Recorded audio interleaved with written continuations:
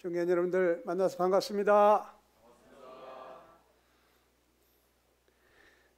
이렇게 울산 중부교회가 찬양을 잘하는지 몰랐네요. 정말 감동입니다. 오늘 사회자가 계속해서 여러분들 VIP라고 부르는데 세상 어디에서도 여러분들이 이렇게 VIP로 정말 특별히 존중하고 존경하고 사랑하는 곳은 아마 없을 겁니다. 저희 교회에도 참 이렇게 구두자분들이 오시는데 세상 어디에서도 받아볼 수 없는 그러한 사랑과 이 존중을 받기 때문에 여기에 오면은 참 그 살맛이 난다. 너무 좋다. 이런 얘기를 하는데 오늘 이 울산 중부교회 여기 처음 오신 분들이나 VIP라고 호칭되는 여러분들 진심으로 축하드리고 환영합니다. 여러분들 참 잘 오셨습니다. 옆에 계신 분들 한번 손잡아 주시면서 잘 오셨습니다 하고 한번 인사하세요. 참 잘 오셨습니다. 여러분들은 자신의 그 의지로 여기에 온 것 같지만 사실은 하나님께서 공중에 나는 새 한 마리도 하나님 허락지 아니하시면 떨어지지 않는다 그러셨거든요. 그런데 우리는 머리털까지도 다 새 신바 되셨다고 그랬어요. 그러니까 우리에게 일어나는 일이 우연이 아니다는 거죠. 공중에 나는 새 한 마리도 하나님 허락하셔야 떨어지는데 하나님 허락지 아니하시면 포수가 총을 쏴도 하나님이 바람만 불어도 새는 날아가 버립니다. 그런데 여러분은 머리털까지도 다 세고 계시다. 그렇다면 하나님이 오늘 나를 이곳에 오도록 허락하신 것인데 하나님이 많고 많은 사람들 중에서 오늘 저녁에 나를 이곳으로 오게 하셨을 때는 세상이 줄 수 없는 하나님만이 주시는 그러한 놀라운 복을 여러분에게 주시려고 이곳으로 인도했지 않았겠습니까? 여러분들을 기대하시고 하나님이 오늘 나에게 무슨 말씀을 하시려고 나를 이곳으로 인도하셨을까? 예수님이 이 땅에 계실 때 아버지께서 이끌지 아니하면 내게로 올 자가 없다 그러셨거든요. 하늘 아버지께서 하나님 아버지께서 여러분들을 이끌어 주시지 않으면 예수님 만날 수가 없다 그랬어요. 오늘 하나님이 여러분들을 이곳까지 이끌어 주신 것은 확실합니다. 이제 여러분들이 해야 될 일은 예수님 말씀하신 대로 내게로 오는 자는 내가 결단코 내어 쫓지 않겠다 그랬거든요. 예수님 앞으로 오셔야 됩니다. 예수님 말씀에 귀를 기울이셔야 됩니다. 여러분이 마음을 열으시고 겸손한 마음으로 말씀하십시오. 제가 듣겠습니다. 내가 알면 얼마나 알겠습니까? 아는 것보다 모르는 게 더 많습니다. 내가 인생 살았으면 얼마나 살았겠습니까? 겪어본 것보다 겪어보지 못한 게 더 많습니다. 말씀하십시오. 하고 여러분이 겸손히 마음을 열으시면 오늘 하나님께서 여러분에게 말씀하실 거예요. 하나님이 말씀하시면 놀라운 일이 일어납니다. 어느 날 어떤 과부가 외아들을 키우다가 그 외아들을 잃었어요. 이 외아들이 죽었습니다. 과부가 너무너무 슬퍼서 그 관을 뒤에서 따라오고 있는데 이 슬퍼하는 과부 그 마음을 아시고 예수님께서 그 관뚜껑이에 손을 얹었습니다. 청년아 일어나라. 죽었던 청년이 일어났습니다. 여러분 예수님이 말씀하시면 그대로 되는 거예요. 오늘 예수님께서 여러분에게 말씀하시면 놀라운 기적이 일어납니다. 여러분들이 말씀을 들을 때 사람의 말로 받지 마시고 하나님의 말씀으로 여러분들이 받아들이실 때 놀라운 기적이 일어날 것입니다. 오늘 저는 여러분에게 어떤 말씀을 교제할까? 제가 2번이나 설교 준비를 하면서 또 파워포인트 이거를 만들었다가 마지막으로 오늘은 인생에 대한 얘기를 좀 해야 되겠다. 그래서 오늘 이 말씀을 정하게 됐는데 하나님께서 왜 오늘 이 말씀을 하게 하셨는지 저도 잘 알 수가 없습니다. 여러분, 인생은 우리가 일생이라고도 하잖아요. 한 번밖에 없는 귀한 생애인데 정말 한 번 가면은 다시 젊은 청춘 다시 되돌릴 수가 없잖아요. 그렇죠? 잘 살아야 할 텐데 그냥 대충 남들이 저렇게 사니까 나도 이렇게 살다가 머리 시끄시끄 휘어지고 허리 꼬부라지면 참 인생이 참 허무하다. 내 나이가 벌써 이렇게 됐구나. 내가 그동안에 무엇을 위해서 살았는가? 살 날보다 죽을 날이 가깝구나. 여러분들 그렇게 되어질 때 여러분 후회함이 없는 그런 인생을 사시다가 가셨으면 참 좋겠습니다. 그래서 오늘은 인생에 대한 얘기를 조금 하려고 하는데 여러분 이게 뭔지 다 아시죠? 뭡니까? 우주선이죠. 오늘날 최첨단 과학의 꽃이라고 하는 우주선. 이 우주선이 달나라도 갔다 왔습니다. 저 화성으로 또 금성으로 달려가고 있죠. 이 우주선 하나 만드는 게 얼마나 어려운지 여러분들은 다 아시죠? 정말 세계적인 천재라고 하는 그런 내노란 박사들 수천 명씩 모여서 그 우주선을 만들어냅니다. 거기에 볼트, 너트 하나도 그렇게 만드는 이유가 다 있어요. 그 중에 하나라도 잘못되면 이 우주선 99%가 다 잘 됐어도 그 1% 잘못됐기 때문에 다시 돌아오지 못합니다. 저 우주에 그냥 영원히 떠도는 별이 되어버립니다. 여러분, 이 우주선 만드는데 돈이 얼마나 들어가는지 아십니까? 이 천문학적인 돈이 들어가는 거예요. 그런데 여러분이 우주선을 이렇게 만들기가 어려운 건데 이 우주선하고 눈하고 어떤 것이 더 만들기가 어려울까요? 그래도 우주선이겠지. 그렇습니까? 여러분, 오늘날 그 똑똑한 박사들이 눈을 만들어 냅니까? 못 만들어냅니까? 이 눈 하나를 못 만들더라고요. 어느 날 우리 아들한테 물었습니다. 아들이 땅바닥에다가 그림을 그리고 있었어요. 아들아, 너 얼마 주면 눈 하나 빼줄 수 있냐? 초등학교 한 1, 2학년 때쯤 됐을 것 같아요. 한 10억? 그랬더니 아니, 아니랍니다. 그럼 얼마? 얼만데? 가만히 있어요. 뭐 이런 아버지가 다 있나? 아이, 눈 하나를 얼마에 빼줄 수 있냐고. 가만히 고개를 딱 쳐들더니 10조! 10조랍니다. 여러분, 지금 여러분들 눈 하나씩은 다 계시죠? 가지고 계시죠? 여러분 10조는 가지고 계신 거예요. 눈 2개가 다 잘 보이고 있다? 20조는 가지고 계신 것입니다. 여러분 땅땅거리고 살으셔도 됩니다. 허주머니 돈이 없어도 나는 땅이 많아! 이렇게 땅땅거리시는 분이 계신데 여러분은 20조를 달고 계시잖아. 그러니까 여러분 땅땅거리고 살으셔도 됩니다. 제가 이 안과에서 한 20년을 일을 했습니다. 그런데 이 안과 의사들은 말이죠. 그 도서관 같이 책이 많이 있는데 그 눈 하나에 대한 책이에요. 이 눈 속에 우주가 들어있다고 말합니다. 정말 신비롭습니다. 오늘 여러분은 저를 청천연색으로 이렇게 다 보고 있지만 여러분 우리가 이 카메라 이거 생겨난 지가 몇 년이나 됐습니까?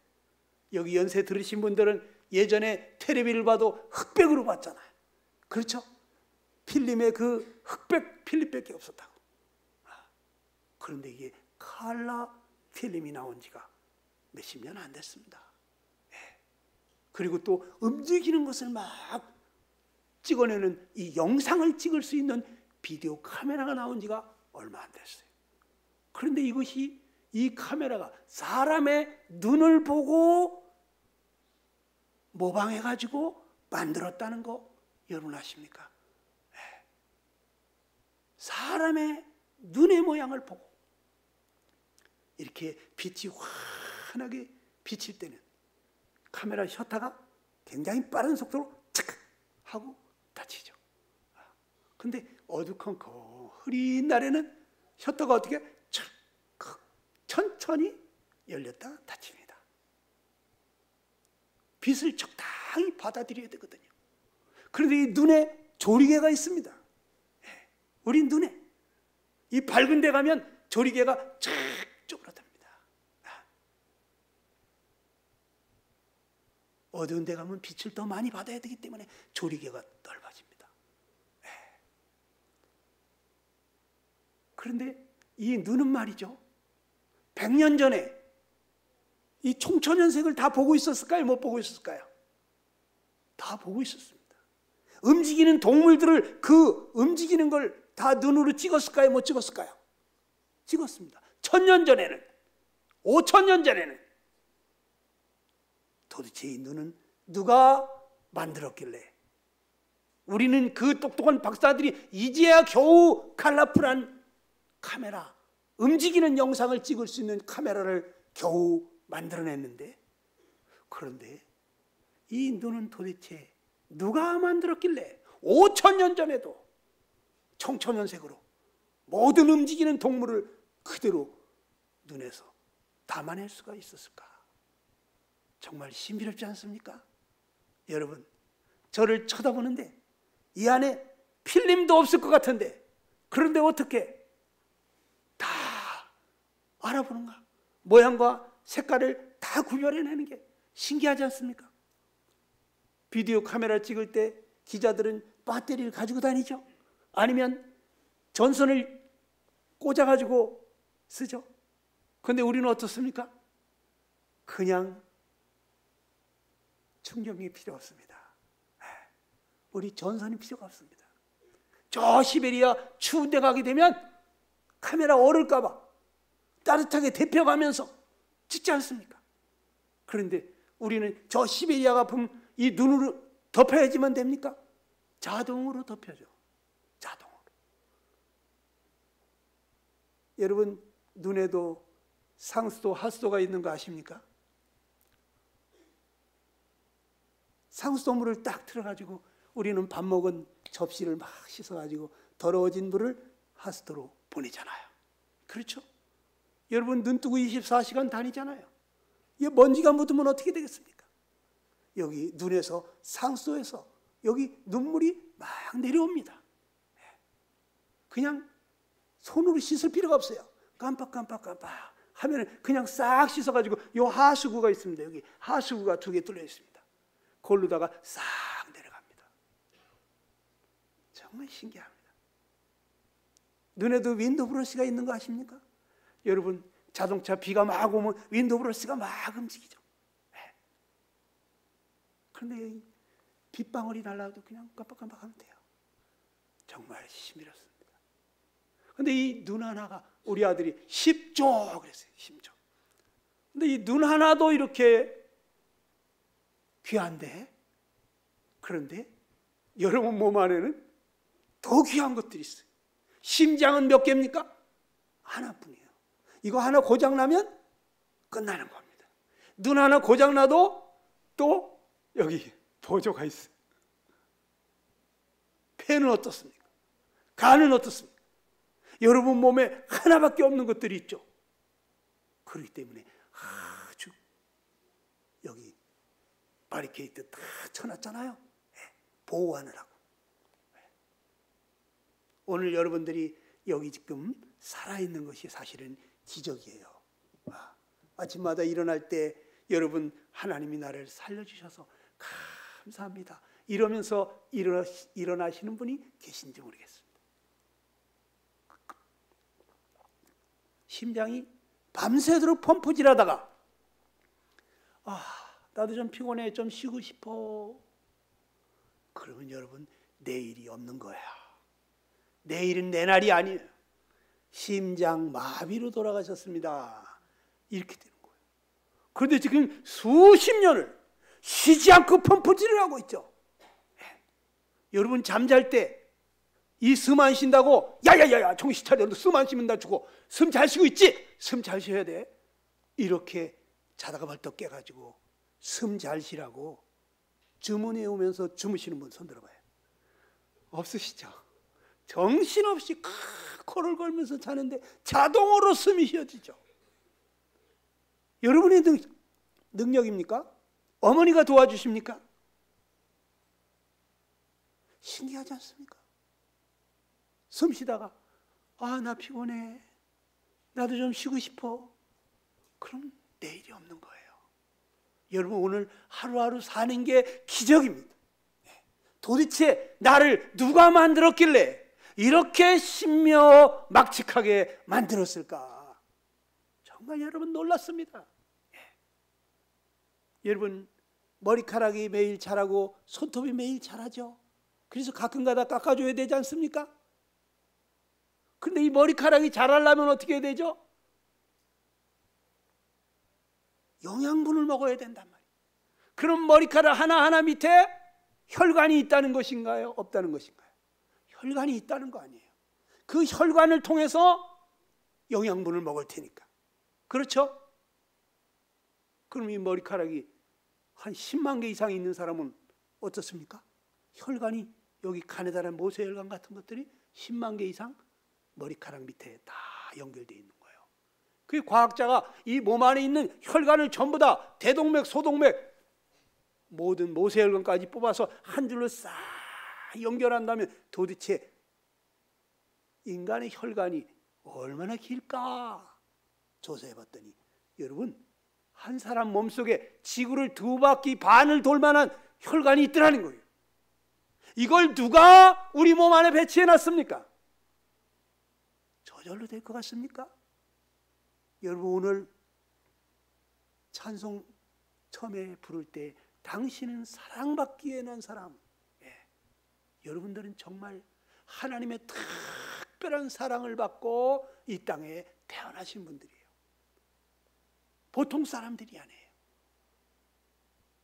하나님의 특별한 작품인 것입니다. 그런데 이 우주선보다도 더 소중한 것이 눈인데, 그런데 우주선에 볼트 너트 하나도 다 이유가 있어서 그렇게 만드는데, 그런데 나는 도대체 왜 만들어졌을까? 내가 왜 사는지를 모르고 사는 사람들이 많아요.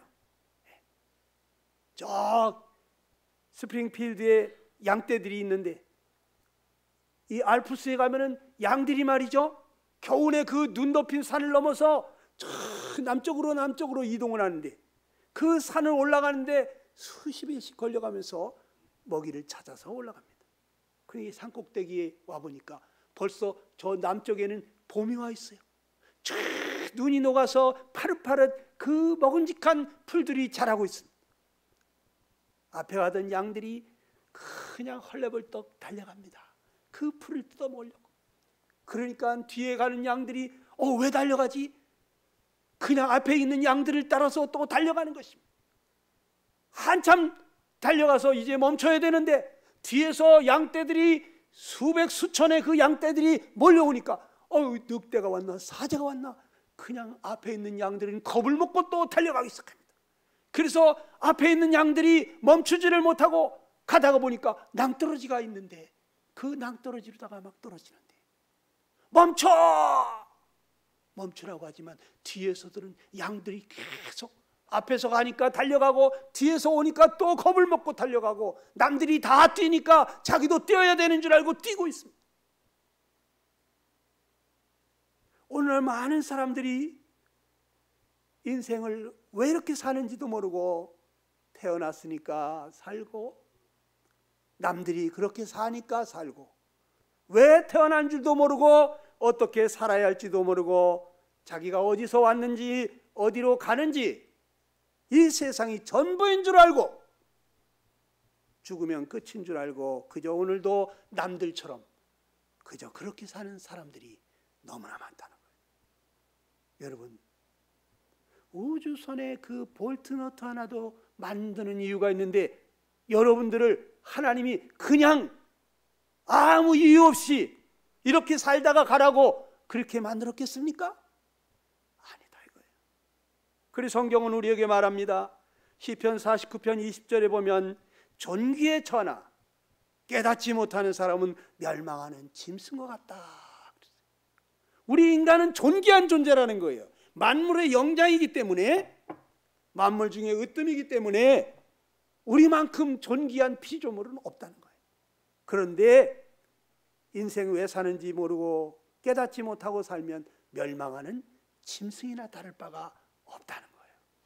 짐승은요, 잡혀 죽기 위해서 났다고 성경에 기록이 되어 있어요. 그리고 우리가 짐승을 잡아먹어도 죄가 되지 않는 거예요. 근데 사람을 잡아먹으면 어떻게 됩니까? 큰일 나죠. 그건 사형감이요. 사람을 그러면 안 되죠. 여러분 정말 세상에 어떤 피조물하고도 비교할 수 없을 만큼 가장 존귀한 분들인데 여러분들이 왜 사는지 모르고 산다면 여러분 짐승과 같이 산다는 거예요. 그러면 우리 인생은 도대체 하나님이 왜 만드셨나? 우리를 왜 만드신 것일까? 우리 하나님께 한번 가서 물어보도록 하겠습니다. 창세기 1장 26절에 보면 하나님이 이렇게 말씀하셨는데 여러분들이 한번 같이 읽어볼까요? 시작. 하나님이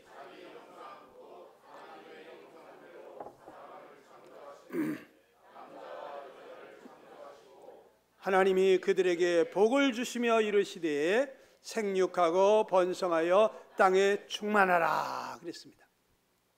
하나님이 사람만 하나님의 형상으로 만들었다고 그랬어요.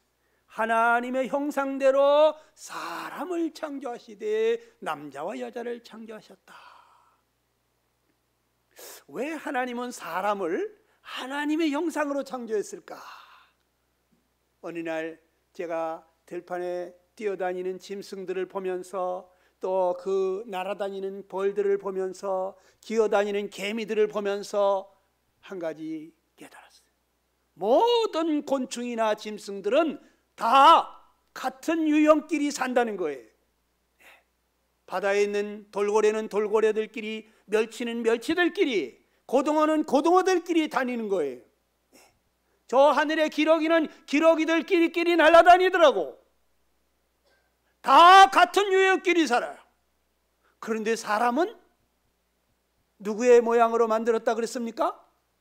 하나님의 모양으로. 그러면 사람은 처음부터 누구랑 같이 살게 만들었을까요? 그렇습니다. 사람은 하나님과 같이 살도록 만들어진 거예요. 이 세상 그 많은 피조물이 있지만 하나님의 형상으로 지은 것은 사람뿐인 것입니다. 여러분과 나만 하나님의 형상으로 지었어요. 하나님은 영이시거든요.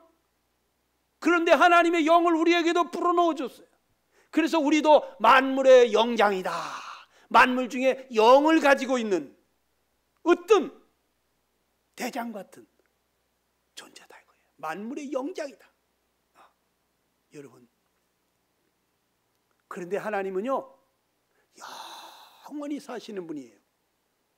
그러니까 우리도 하나님과 함께 영원히 살 존재로 만들어진 거예요. 그것도 그냥 지루하게 영원히 사는 게 아니라 행복하게 즐겁게 영생 복락을 누리기를 원하신 거예요. 하나님은 우리와 함께 무엇을 원한다고요? 네 글자로 뭐라고요? 영생 복락. 영원히 살되 행복하게 즐겁게 하나님과 함께 살기를 원하셨어요. 성경에 보면은 주의 앞에는 기쁨이 충만하고 영원한 즐거움이 있다고 그랬어요. 하나님 앞에 가시게 되면 거기는 여러분 기쁨이 충만한 것입니다. 너무너무 기쁜 것입니다.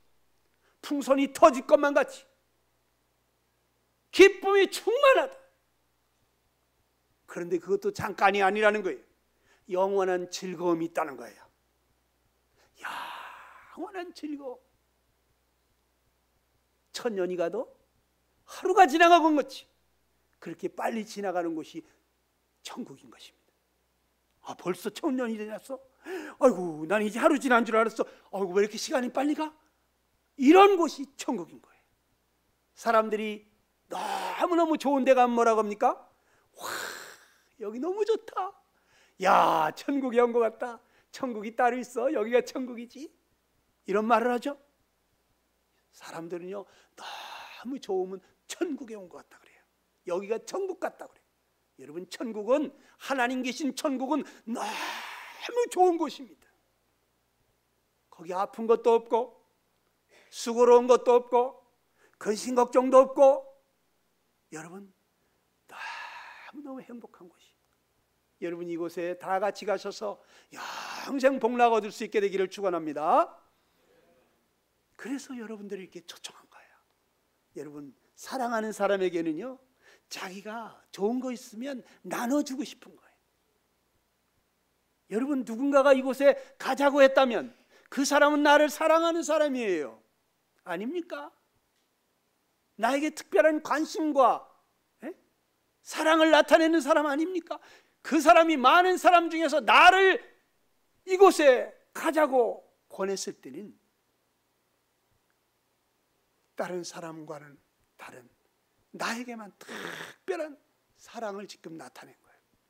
그리고 자기가 가지고 있는 그 좋은 것을 여러분에게도 나눠주고 싶은 거예요. 그게 뭐다? 영생복락이에요. 영생복락. 그 찬송가에도 우리 주만 믿으면 영생복락 면류관 확실히 받겠네. 영생복락. 여러분, 예수님을 믿고 하나님 나라에 들어가시잖아요. 여러분, 영원히 행복하고 즐겁게 사는 것입니다. 하나님이 사람을 지어놓고 보니까 사람이 너무너무 사랑스러워요. 네.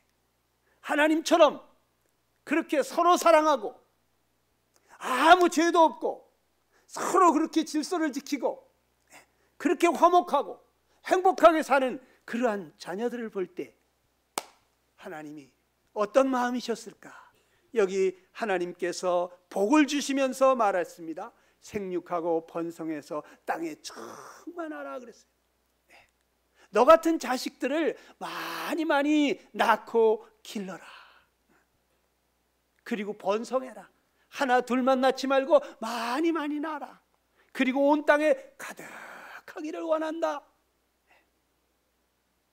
이것이 하나님의 마음이었습니다. 여러분, 부부간에도 서로 사랑하면 어떻습니까? 아내는 남편을 꼭 닮은 그런 아들 하나 갖고 싶어지죠. 남편은 아내를 꼭 닮은 그런 딸내미 하나 낳아줬으면 좋겠다, 이런 생각이 들죠. 근데 아내들이 자식을 낳을 때 너무너무 고생스러우니까 나 이제 다시는 안 낳을 거야, 다시는 안 난다 그럽니다. 그런데 그 사랑스러운 아이가 눈을 반짝반짝하면서 엄마 엄마 하면서 달려드는 모습을 보면 너무 사랑스러워서 여보, 우리 하나 더 낳을까? 그러잖아요. 그래서 둘도 낳고 셋도 낳는 거 아니에요. 그렇죠? 여러분, 하나님이 그 삼위일체 하나님께서 우리의 모양을 꼭 닮은 그러한 자녀들을 만들었어. 우리가 같이 삽시다. 하나님이 자녀를 만들었는데 그 자녀가 너무너무 사랑스러운 거예요. 그래서 너 같은 자식들이 많이 생겨났으면 좋겠다. 그래서 생육하라고, 낳고 기르고 또 번성하라고, 땅에 가득하기를 원한다. 하나님의 마음이 그렇습니다. 하나님이 여러분들 너무너무 사랑해요. 여러분들 사랑받기 위해 태어난 사람 맞습니다. 예, 사랑의 산물이십니다. 그 하나님께서 우리에게 영생을 주시는데 그 영생은 그냥 영생이 아니에요. 영생 복락이에요. 디도서 1장 2절에 보니까 이 영생은 시작, 이 영생은 거짓이 없으신 하나님이 영원 전부터 약속하신 것이다 그랬어요. 이 성경에 보니까 하나님이 우리에게 영생을 주실 것을 영원 전에 약속했대요. 이 세상이 창조되기 전에, 이 세상 아무것도 만들기 전에 하나님께서 우리에게 영생을 주려고 약속을 했대요. 도대체 누구랑 약속을 했을까? 저는 이 성부 하나님, 성자 하나님, 성령 하나님이 서로 약속했을 것 같아요. 성부 하나님은 성자 하나님이 너무 사랑스러우니까 성자 하나님을 꼭 닮은 그러한 자식을 갖고 싶고, 성자 하나님은 성령 하나님이 너무 사랑스러우니까 성령 하나님을 꼭 닮은 그런 자식을 갖고 싶고, 그래서 우리가 우리의 모양을 꼭 닮은 그러한 사람을 만들어서 우리 같이 삽시다. 그리고서 이 세상 만물을 창조하고 맨 마지막에 우리 인생들이 살아갈 때 필요한 모든 것을 다 갖춰놓고 하나님이 맨 마지막으로 만든 것이 사람인 거예요. 왜 그랬을까요? 여러분, 사랑하는 부모님들은 자식이 태어나기 전에 자식이 태어나면 살 수 있도록 모든 걸 다 준비해 놓고 그리고 자식을 낳잖아요. 그렇지 않습니까? 그렇죠? 왜 그래요? 사랑하니까. 하나님은 우리 인생을 만들어서 하나님과 함께 영원히 같이 살기를 원했지만 우리 인생이 태어나기도 전에 살아가는 데 필요한 모든 것을 다 갖춰놓으셨어요. 과학자들이 말하는데 이 지구상에 생명체가 살아가기에 필요한 조건이 20만 가지 이상이 갖춰져 있다 그래요. 여러분, 저 태양이 떠오르는 게 그냥 떠오르는 게 아니에요. 저 태양이 날마다 수백 년, 수천 년을 계속해서 떠오릅니다. 누가 떠오르게 하는 것입니까? 저절로 떠오르는 것입니까? 아니에요. 하나님이 떠오르게 하는 거예요. 저 태양이 떠오르지 않는다면 우리 어떻게 되겠어요? 생명이 살겠어요? 못 살아요. 여러분, 공기 중에 산소가 21%가 들어있다는 거, 이것도 예사일이 아니에요. 수소가 0.00005%, 그 작은 양이 들어있는 것도 이거 공기 중에 그 배합을 하나님이 그렇게 해놓은 거예요. 기가 막힌 일이에요. 공기 중에 78%나 되는 그러한 질소가 있습니다. 뭐 하려고 저렇게 있지? 농사 지어본 분들은 아실 거예요. 질소 비료 아십니까? 네, 요소 비료, 비료, 질소 비료. 그런데 저 하늘에 번개가 치면서 비가 쏟아질 때 이 질소가 갑자기 질산으로 변해가지고 쫙 떨어져가지고 식물의 비료가 되는 것입니다. 공기 중의 질소는 식물이 빨아들일 수가 없어요. 그러나 번개가 치면서 그것이 질산으로 변해가지고 빗물과 함께 내려올 때 이것이 모든 식물의 영양분이 되는 것이. 여러분, 우리가 그냥 사는 게 아니에요. 숨 쉴 때 이렇게 하면 그냥 숨 쉬어지죠. 여러분, 혹시 우리 중에 숨 못 쉬면 죽을까 봐 오늘 산소 탱크 들고 오신 분 계십니까? 산소 탱크. 네. 없잖아요. 근데 요 코끝에까지 이렇게 하면 그냥 공기가 들어가도록 누가 여기 코끝에까지 산소를 갖다 줍니까? 네. 여러분, 바늘구멍으로 황소바람 들어온다 그랬잖아요. 그 작은 구멍으로 공기가 들어와가지고 내 코끝에까지 와서 문을 다 걸어놓고 자는데도 신기하게 숨 쉬는데 부족하지 않도록 하나님이 그 작은 구멍으로 코끝에까지 공기를 배달해 주잖아요. 여러분, 하나님 없이 우리 한순간도 살 수가 없어요. 어느 날 제가 하늘에 저 떠다니는 별들을 보면서 저 별들은 어떻게 공중에 떠 있을까? 아니, 여기 뭐 하나 떠 있으려면 그래도 뭔가 붙잡아 묶어놔야지 공중에 떠 있는데 저 하늘의 별들은 지구 땅덩어리보다 커다란 별들이 얼마나 많은데, 하늘의 별이 모래알같이 많다는데, 그런데 저 별들은 어떻게 공중에 떠 있을까? 신기했어요. 그러면 과학자들한테 물어봤습니다. 인터넷 찾아봤습니다. 그랬더니요, 여러분, 지구가요 공중에 떠 있는데 하루에 한 바퀴씩 도는 거 아시죠? 24시간마다 고속버스보다 한 12배 빠른 속도로 이게 돌아가고 있잖아요. 근데 여러분 지금 어지럽습니까? 하나도 안 어지럽죠. 신기하잖아요. 그런데 이것이 제자리에서 돌면서 이 태양을 중심으로 해서 고속버스보다 1100배나 빠른 속도로 1년 365일에 한 바퀴씩 돌아와요. 이 자전과 공전을 통해서 지구가 공중에 떠 있을 수 있다는 거예요. 그런데 태양도 돌고 있어요. 자기 자리에서 돌면서 이 우리 은하계를 중심으로 해서 시속 100만 킬로로 태양이 돌고 있어요. 달도 돌고 있어요. 자기 자리에서도 돌면서, 그러면서 지구를 중심으로 해서 27일마다 한 바퀴씩 공전을 하고 있어요. 저 하늘의 모든 별들이 질서정연하게, 그 중에 하나라도 부닥뜨려 가지고 지구에 와서 떨어지는 별이 있다, 그러면 지구는 박살나는 거예요. 저 달덩어리만한 거 하나만 지구로 와서 부닥뜨려도 지구는 끝나는 거예요. 핵무기 수만 개 터진 것보다 더 어마어마한 속도로 가속도를 받아가지고 떨어지니까. 그런데 지금까지 저 하늘의 별들이 지구에 와서 부닥뜨리지 않고 있습니다. 왜 그럴까요? 이 성경에 하나님께서 다 보존해 주고 계시다고 써 있어요. 하나님이 그냥 만들어 놓고 내버려 둔 것이 아니라 다 보존해 주고 계시다. 그래서 우리가 이 저녁에도 평안히 쉴 수가 있는 거예요. 과학자들은요, 천문학자들은 잠 못 잡니다. 혹시라도 하늘의 별이, 지구로 날아오고 있는 별이 하나라도 있을까? 그러면 지구는 끝장나잖아요. 3교대 근무해 가면서 24시간 관찰하잖아요. 근데 우리 편안하게 자고 있죠? 왜 그렇습니까? 하나님이 보존해 주시고 지켜주실 거니까. 근데 하나님도 안 믿고 그냥 주무시는 분은 도대체 뭡니까?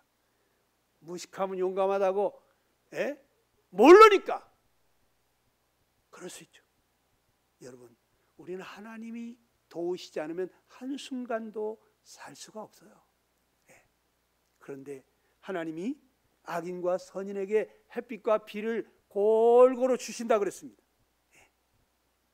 하나님은 크신 하나님이세요. 모든 사람에게 공평하게 햇빛과 비를 내려주시며 지금도 하나님은 은혜로 우리를 대해주고 계세요. 우리의 생명을 주신 하나님이 우리 생명이 살아가는데 필요한 모든 것을 은혜로 주고 계시다 그랬어요. 은혜로. 여러분, 은혜가 뭔지 아시죠? 받을 자격이 전혀 없는 사람에게 과분한 사랑을 베푸는 거예요. 내가 하나님을 찾지도 않았고 하나님을 사랑하지도 않았고 하나님 위해서 뭐 해드린 것도 없지만 하나님이 나에게 과분한 사랑을 베풀고 계시다고. 그런데 우리는 늘 그 은혜를 누리다 보니까 이게 그냥 자연스러운 거예요. 저절로 다 있는 줄 알았다고. 저도 고등학교 3학년 때까지 예수님은 몰랐습니다. 그래서 저 산도 우리 할아버지 할머니 때부터 있었고 저 강도 옛날부터 있었으니까 자연인 줄 알았지, 그것이 누군가가 만들었다고는 생각해 본 적이 없어요. 근데 대학 들어가서 성경을 읽게 됐어요. 첫 장부터 이상한 거야. 태초에 하나님이 천지를 창조하시니라. 오, 이런 책이 다 있네. 세상 그 누구도 내가 이 세상을 만들었다 이런 사람이 없어요. 그런 책 있습니까? 없어. 오직 성경, 이 성경에만 나와. 근데 왜 남들은 그런 얘기를 못할까요? 그렇다면 자기가 만들었다는 걸 입증을 해야 되거든. 증명하지 못하면 새빨간 거짓말쟁이가 되기 때문에. 그런데 이 성경에는 하나님이 만들지 않고서는 도저히 말할 수 없는 그런 내용이 꽉 차 있어요. 하나님이 아니고서는, 만든 분이 아니고서는 알 수 없는 내용이 성경에 꽉 차 있다고.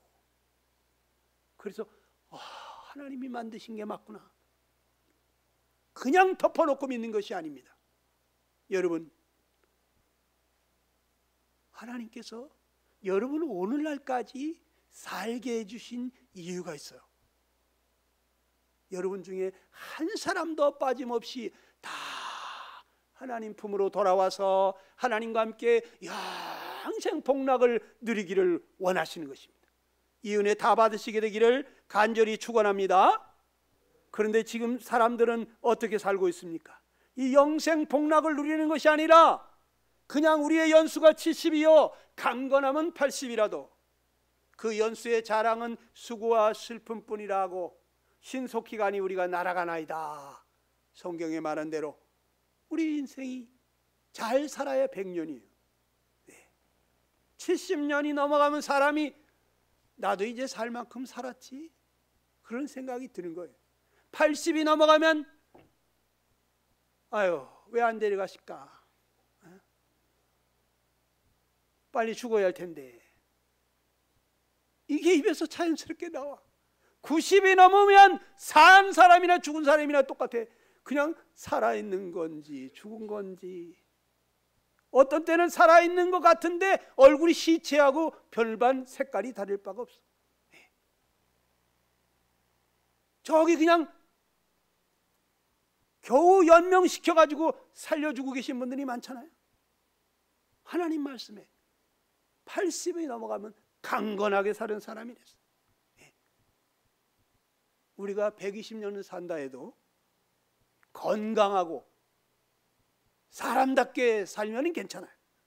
그러나 그렇지 못하고 그냥 죽지 못해 사는 거라면 빨리 죽고 싶다 이런 생각이 나잖아요.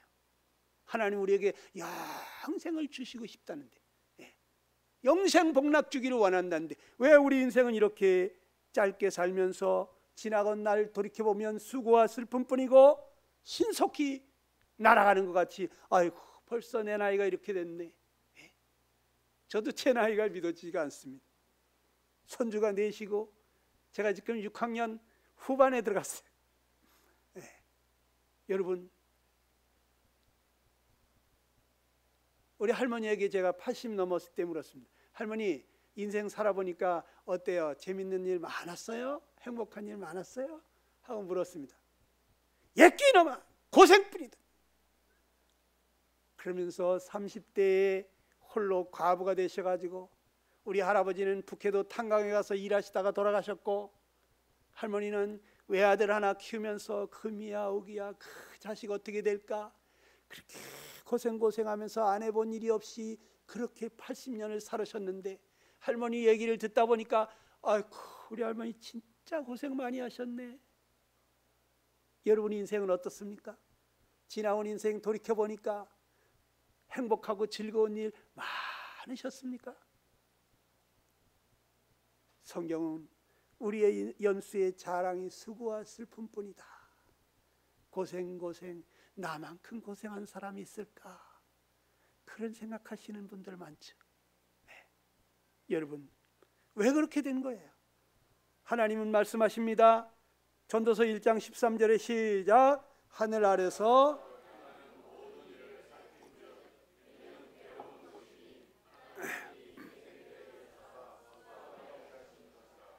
하나님이 우리 인생들에게 수고하게 하셨다고 그랬어요. 왜 그랬을까요? 하나님을 떠났기 때문에. 고생이 돼봐야 하나님하고 있을 때가 좋았어. 그때가 좋았어. 우리가 하나님 떠나서 이렇게 고생하는구나. 그러면서 하나님 품으로 빨리 돌아오게 하시려고. 근데 요즘 너무 잘 사니까 천국이 따로 있어. 여기가 천국이지. 이런 사람들이 있어요. 그래서 부자들이 천국 가기가 어렵다는 거예요. 여러분 인생 왜 이렇게 고생하게 한다고 그랬습니까? 에레미야 2장 13절에 보니까 시작. 내 백성이 두 가지 악을 행하였나니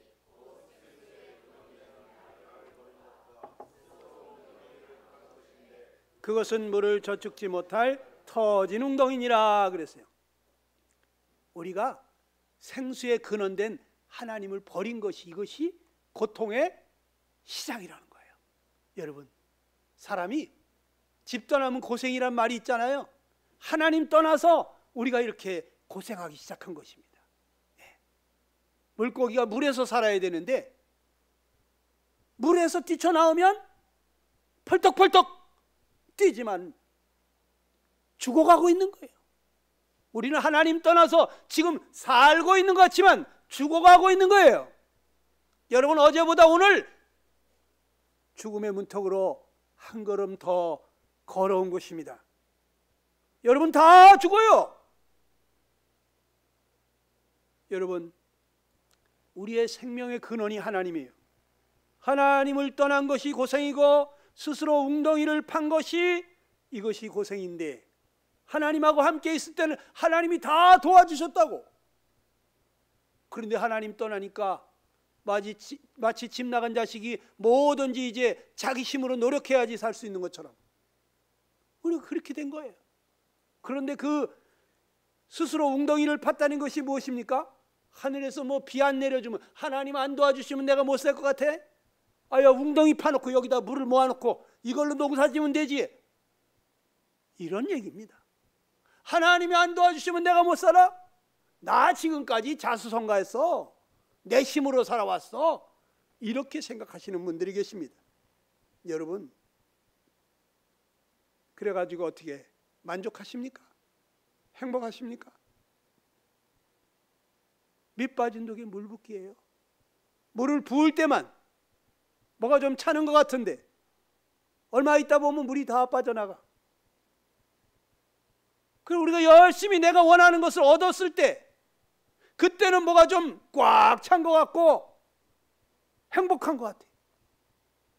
그런데 그거 다 빠져나가면 다시 허전해지는 거예요. 우리 인생이 그렇다는 것입니다. 우리가 지금 집 떠나서 고생하는 것 같이 하나님을 떠나서 이렇게 고생하는 것이다. 하나님이 우리 마음에 계셔야 되는데, 하나님만이 내 영혼을 만족시켜 주실 수 있는 분인데, 어린아이가 부모를 잃어버리면 어떻게 되죠? 그 누가 달래도 안 돼. 경찰관이 와가지고 사탕을 사주면서 달래도 그냥 울더라고. 그런데 저기 엄마가 오니까 엄마 품에 달려 들어가가지고 눈물이 뚝 그치더라고요. 여러분, 어린아이는 엄마가 자기 생명의 근원인 거 알아요. 엄마 품이 최고예요. 어린아이에게서 이 엄마는 우주와 같은 존재예요. 하나님이 바로 우리에게 그러한 분인 것입니다. 그런데 우리가 하나님 없이 살려고 하니까 무엇을 해도 만족이 없는 거예요. 이 뻥 뚫린 가슴을 채워보려고 어떤 사람들은 막 술을 먹으면서 모든 근심 걱정을 다 잊어버리려고 하고, 어떤 사람은 각종 취미생활, 스포츠, 쾌락, 여러 가지 각종 그런 것들을 즐기면서 쾌락을 찾아서 자기의 이 채워지지 않는, 만족하지 않는 이 가슴을 채워보려고 하는 거예요. 이것이 바로 우리네 인생인 것입니다. 그런데 우리 인생을 향한 하나님의 본심이 뭐라 그랬을까요? 에레미야가 3장 33절 한번 읽겠습니다. 시작. 주께서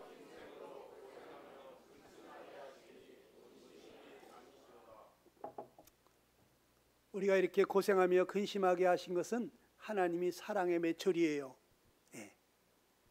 부모가 자식을 때릴 때는 자식이 아픈데도 왜 때립니까? 사랑하기 때문에 때리는 거예요. 잘 되라고. 그냥 놔두면 나쁜 사람 되니까, 잘못된 길로 가니까. 어떤 어머니가 자식을 때리는데, 여기 그 어머니가 계시네 보니까, 중학교 2학년짜리가 벽에다가 그 시처럼 써놓은 것을 제가 봤어요. 액자로다가 걸어놨더라고요. 그 얘기는 엄마가 그 중학교 2학년짜리 어린 아들을 종아리를 치는 내용이에요. 엄마가 하는 말이 거기 써 있습니다.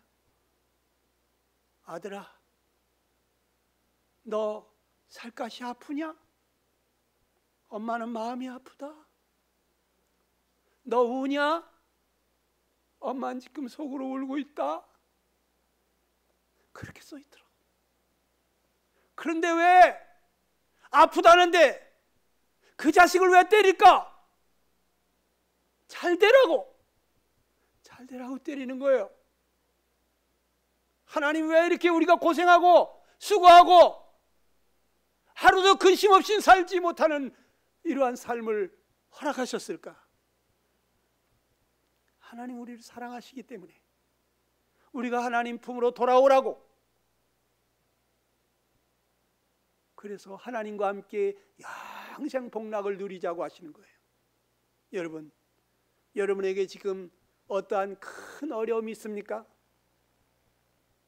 나에게 왜 이런 재앙을 만나게 하시나? 왜 나한테 이렇게 재수없는 일이 생기나? 이런 생각이 드십니까? 하나님은 말씀하십니다. 재앙이 아니라 평안이다. 내가 장래에 소망을 주려고 그런다는 거예요. 우리가 고생을 해야만 하나님께로 돌아온다는 거예요. 환난을 겪은 것 같고 재앙을 만난 것 같은데, 재앙이 아니라 하나님 우리를 사랑하시기 때문에 세상이 줄 수 없는 그 평안을 주시겠다는 거예요. 세상이 주는 평안은 조건이 좋을 때만 평안한 거예요. 조건이 안 좋아지면 다시 불안해지는 거예요. 근데 하나님이 주시는 평안은, 이거는 조건을 초월한 평안이에요. 제가요 15년간을 돈도 안 벌고 전도만 해봤습니다. 쌀떡에 쌀이 없고 통장에 10원 한 푼 없는 날이 비일비재했습니다. 그런데요, 하나님이 제 마음에 큰 평안을 주시는 거예요. 아침마다 골방에 들어가서 하나님 앞에 기도하면서, 주님이 저의 주인이십니다. 주님, 이 문제를 어떻게 하시기를 원하십니까? 주님 앞에 기도하면서, 주님 앞에 다 아뢰이면 지각을 초월하신 하나님의 평강이 내 마음을 지키는 거예요. 그래서 저는 15년간 전도하면서 한 끼도 굶기지 않는 하나님을 경험했어요. 우리 집사님 결혼하자마자 두 달쯤 됐을까? 여보, 쌀 떨어졌어요. 그래? 그러면 기도합시다. 이 사람은 아니 이거 기도한다고 될 일인가? 이리 생각했을 거예요. 저는 3년 동안 하나님이 살아계심을 경험했어요. 그리고 결혼을 했어요. 근데 그 다음날 아침에 어떤 사람이 문을 막 부숴요. 아이고 이거 셔따면 부서지겠네. 누굴까? 나가보니까 어떤 사람이 1시간을 자가용을 타고 왔어요. 전도사님, 제가 뭐 좀 드리고 갈 게 있어서 왔어요. 아이 뭐예요? 나는 그 사람 잘 알지도 못하는데 그 사람은 나를 알더라고. 트렁크를 열더니 혜태 도트랑만두 한 10박스하고 쌀 한 자루를 주고 가는 거예요. 그 아침 새벽에.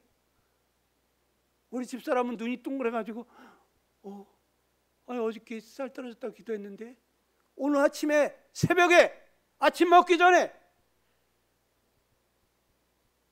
15년간을 그렇게 살아봤어요. 하나님이 돌아보시는 걸 경험했어요. 하나님이 살아계시더라고요. 우리 아들한테, 아들아 정말 죄에 매여가지고 평생 불행한 인생 예수 믿고 행복하게 살게 하고 세상이 줄 수 없는 그 놀라운 평화를 얻게 하고 영원히 지옥에 떨어질 인간을 천국에 가게 하는 이 일보다 더 큰 일이 어딨냐? 너는 이 길을 가야 되지 않겠냐? 그래서 우리 아들 선교사로 가라고 보냈어요. 미국 가가지고 선교학교를 졸업하고, 그래 하나님이 너한테 뭐라 그러시더냐? 아직까지 자기가 개인적으로 소명을 못 받았대. 그래 그럼 열심히 일해라. 그러면서 새벽마다 주님하고 좋은 관계를 가지면 어느 날 주님이 널 부르실 거다. 그러더니 이 아들이 지금 호주에 가서 선교사님을 돕고 있어요. 여러분, 사람들은 저한테 아니 돈 버는 공부를 시키지, 아니 유학비가 얼만데 돈도 못 버는 그런 공부를 시켜. 여러분, 예수님 믿으면요 정말 행복해집니다. 장담합니다. 예수님 믿었는데도 행복하지 않다? 정상이 아니에요. 지금 비정상으로 살고 있는 거예요. 제가 스트레스를 모르는 삶을 이렇게 살아봤다 그러면은 그게 가능할까? 아니, 진짜야? 거짓말하는 거 아니야? 이렇게 생각하는 사람도 있어요. 근데 여러분, 골방에 들어가서 2시간씩만 조용히 주님께 가서 기도하세요. 주님께 다 맡기세요. 내가 살아서 스트레스 받는 거예요. 내 문제니까, 내가 해결해야 되니까, 내가 계획해야 되고, 내가 결정해야 되고, 내가 노력해야 되고. 그런데 주님이 주인 된 사람들이 있어요.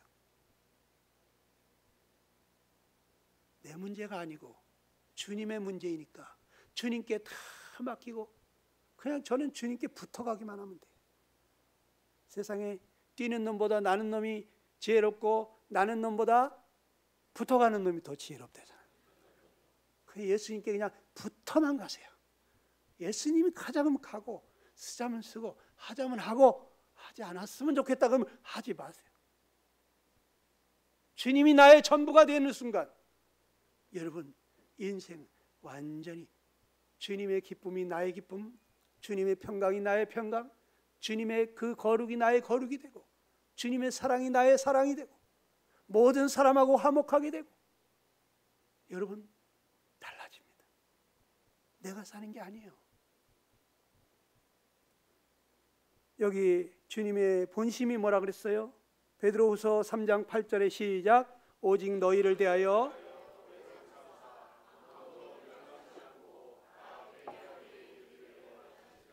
여러분 중에 아무도 멸망치 않고 다 돌아오기를 원한다 이거예요. 하나님께로 다 돌아오기를 원한다 이거예요. 지금까지 나는 이 보이는 세상이 전부인 줄 알고 지금까지 이렇게 살아왔지만 오늘 이후로 여러분 하나님께로 돌아오시게 되길 바랍니다. 그냥 그대로 살다가 보면 여러분 영원히 멸망해요. 어떤 길은 사람의 보기에 바르나 필경은 사망의 길이라는 말이 있어요. 하나님은 죄에 대해서 반드시 죄값을 물으십니다. 죄값은 사망입니다. 이 세상에서 한번 죽고 끝나는 게 아니에요. 또 한 번 죽음이 있다는 거예요. 그런데 종말을 모르는 인생들이 악한 일에 징벌이 속히 실행되지 않으니까 악을 행하기에 마음이 담대하다는 거예요. 그 크신 하나님이 오래오래 참고 기다려주시니까 하나님의 인자하심과 하나님의 그 자비하심을 알지 못하고 계속 고집을 부리고 가고 있는 거예요. 에이 믿는 사람들이 하는 소리지 하나님이 있기는 어딨어? 하나님 봤대? 이런 소리 하면서 자기가 더 똑똑한 줄 알고 여러분 제가 그랬던 사람입니다. 하나님이 어딨어? 아유 마음 약한 사람들 같으니라고 아니 있지도 않는 하나님한테 울고불고 왜 그래? 아유 마음 약한 것들 나는 내 마음 믿고 산다 이러면서 살았던 사람이에요. 그런데 제가 예수님을 만났습니다. 하나님을 만났습니다. 성경이 하나님의 말씀이라는 것을 깨닫게 됐습니다. 성령으로 거듭나는 것이 진짜 있다는 것을 저도 경험을 했습니다. 여러분 기도하셔야 돼요. 여러분이 아직까지 구원을 못 받았다? 기도하지 않기 때문이라는 거예요. 여러분이 얻지 못하면 구하지 아니하며 구하라. 구하는 이는 얻을 것이요 간절히 찾는 자는 나를 만날 것이다. 누가 이런 얘기할 수 있습니까? 하나님이 만나주신대요. 간절히 찾는 사람 만나주신대요. 부처님도 그런 얘기 못했어요. 구하라 주실 것이다 그런 말 한마디도 안 했어요. 공자님도 그런 말을 안 했어요. 하나님만이 예수님만이 구하라 구하는 이는 얻을 것이다. 간절히 찾으라 찾는 자는 나를 만날 것이다. 하나님이 안 계시면 여러분 못 만납니다. 그런데 하나님 계시기 때문에 여러분이 정말 간절한 마음으로 내가 이번 전도 집회 3일 동안 빠짐없이 참석하면서 하나님 저들은 구원받았다고 성령으로 거듭났다는데 정말 저게 사실이라면 나에게도 그거 주십시오. 하나님 진짜 살아계십니까? 나에게도 하나님 살아계신 것을 경험하게 해주십시오. 성경이 정말 하나님의 말씀입니까? 그렇다면 나에게도 이 성경이 하나님의 말씀이라는 것을 깨닫게 해주십시오. 여러분, 기도하세요. 저 구원받을 때 이 세 가지 기도했어요. 근데 그것이 한꺼번에 이루어지더라고. 한순간에 성령이 임하니까. 여러분, 하나님은 우리에게 말합니다. 너의 창조주를 기억해라. 곤고한 날이 이르기 전에, 나는 아무 낙이 없다고 할 그런 때가 가깝기 전에 너의 창조주를 기억하라 하는 거예요. 여러분과 나를 만드신 분은 창조주 하나님이십니다. 하나님이 사랑 가운데 여러분과 나를 하나님의 형상으로 만드셨습니다. 하나님과 함께 영생 복락을 같이 살자고 그리하신 것입니다. 여러분이 다 하나님께로 돌아왔으면 좋겠어요. 여러분, 이거 뭔지 다 아시죠? 세월호 아시죠? 그날 이거 타고 가면은 배가 뒤집힐지 누가 알았겠어? 근데 이 전도서 9장 12절에 있는 말씀처럼 사람은 자기의 시기를 알지 못한다고. 물고기가 재앙의 그물에 걸리고 새가 올무에 걸리는 것 같이 인생도 재앙의 날이 호련히 임하면 거기 걸리는 거예요. 제가 예수님 믿고 교회에서 전도 집회가 있는데, 이런 집회가 있는데 선배님이 옆으로 지나가더라고. 선배님, 오늘 저녁에 특별 집회가 있는데 한번 좀 꼭 오시죠. 나 지금 너무 바빠. 그러면서 막 걸어가시더라고요. 조금 있다가 그냥 사이렌 소리가 울리면서 그냥 그 구급차 오는 소리가 막 들리는데 사람들이 모여 있더라고요. 뭐지? 보니까 버스 한 대가 앞에 서 있고 뒤에는 그냥 피투성이가 돼가지고 그냥 막 허연 그 뇌가 다 쏟아져 나온 한 사람, 청년이 쓰러져 있더라고요. 보니까 바로 나 바빠, 오늘 바빠 하고 가던 그 선배님이야. 자기가 그렇게 죽을 줄 꿈엔들 생각했겠냐고. 아니 1초만 늦게 가서도 버스가 앞으로 지나갔을 거 아니야. 그런데 어떻게 버스하고 딱 마주쳤냐고. 자기가 그렇게 될 줄 꿈에나 알았겠어요. 이 세월호 타고 가면서 엄마 아빠한테 안녕 잘 갔다 올게 인사하던 그 아이들이 이렇게 될 줄 누가 알았겠냐고. 물고기가 재앙의 그물에 걸리는 것처럼 물고기가 그 그물이 있는 줄 알았으면 그걸로 들어갔겠어요? 새가 올무가 있는 줄 알았으면 거기 들어갔겠냐고.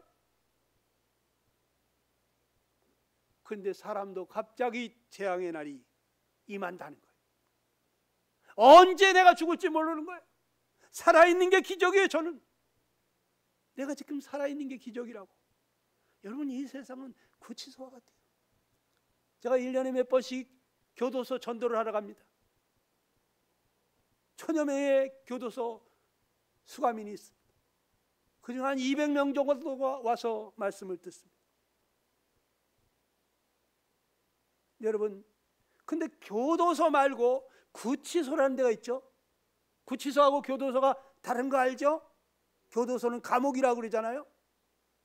이 구치소는요, 어떤 사람들이 가죠? 어떤 사람이 갑니까? 우리 형제님이 아주 정확하게 아시죠. 재판받기 전에 죄인들이 가는 곳이에요. 죄인들은 죄인들인데 아직 재판을 안 받았어. 거기서 새끼밥이 나와요. 거기서 침대도 있어요. 그냥 살만해. 그렇다고 가만히 있으면 자기 지은 죄 다 다 벌 받아야 돼. 재판 받기 전에 뭐 해야 됩니까? 빨리 합의 볼 거 있으면 빨리 합의를 보고, 고소 취하할 거 있으면 빨리 고소 취하를 해야지.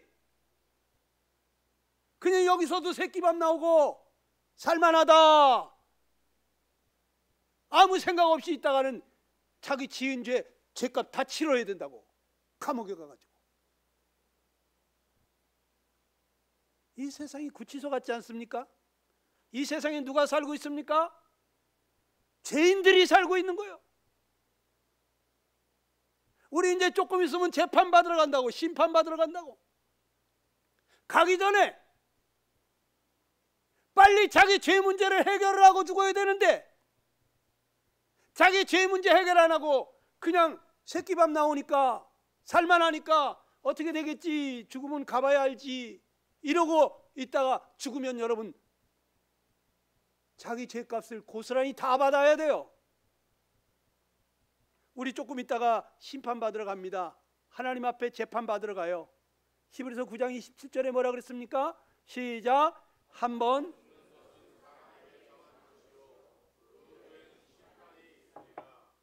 그랬죠?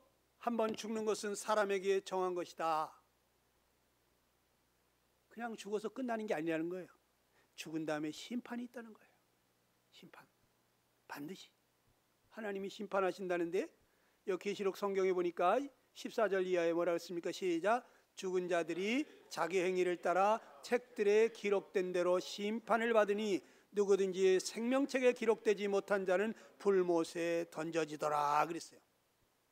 죽은 사람들이요, 끝나는 게 아니에요. 자기 행위를 따라 책에 다 기록되어 있어요. 내가 어렸을 때부터 죽는 날까지 모든 죄가 다 기록이 되어 있어요.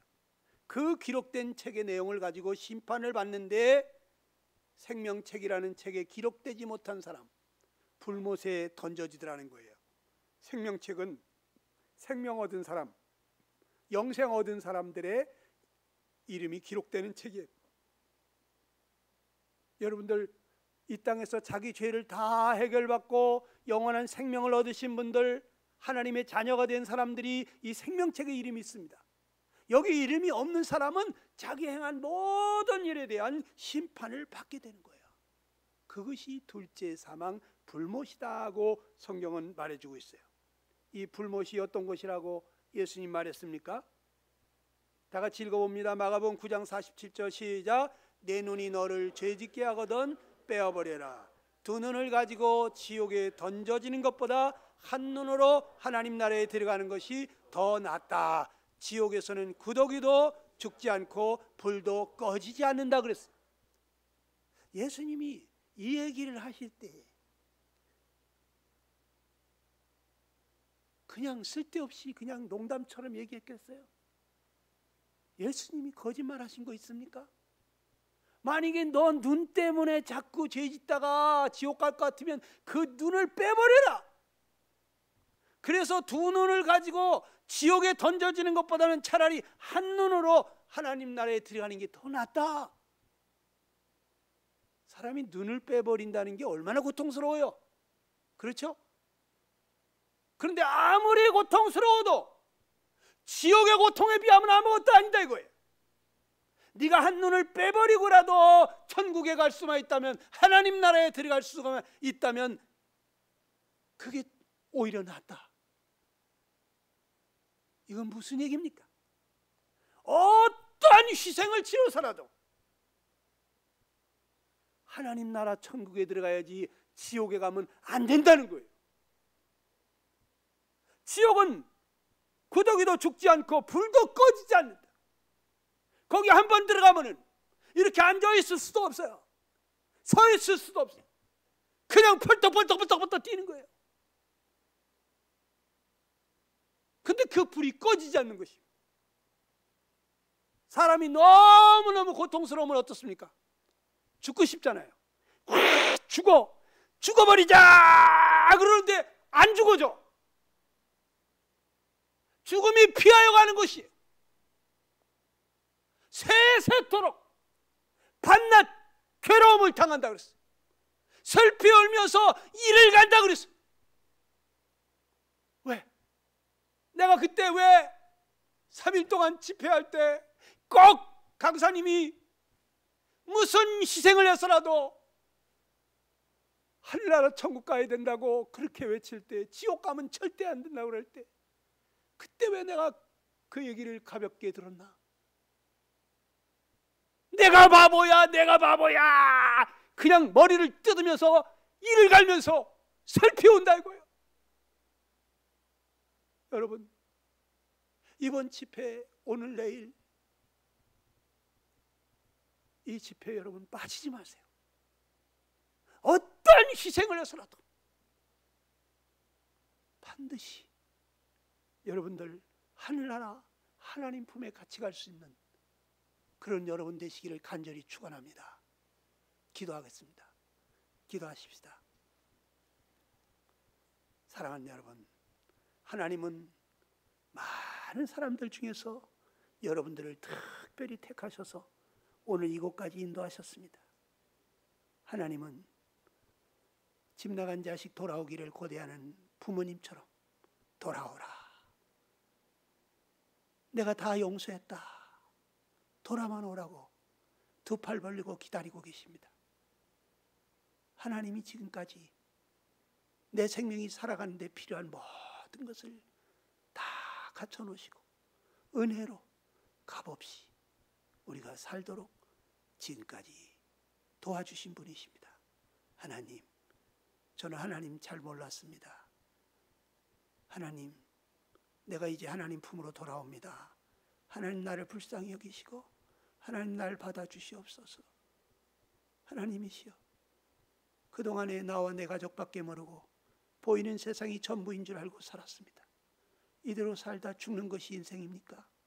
하나님, 이렇게 고생하며 수고하며 하루도 근심 걱정 없이 사는 것이, 이것이 인생은 아니죠. 우리가 하나님 떠나서 이렇게 잠시 고생하게 하시는 것이군요. 하나님, 내가 하나님께로 돌아옵니다. 하나님, 날 받아주시옵소서. 내가 이번 집회에 꼭 참석하겠습니다. 하나님, 나를 건져주시옵소서. 여러분 잠깐 하나님 앞에 기도 올리시게 되기를 바랍니다.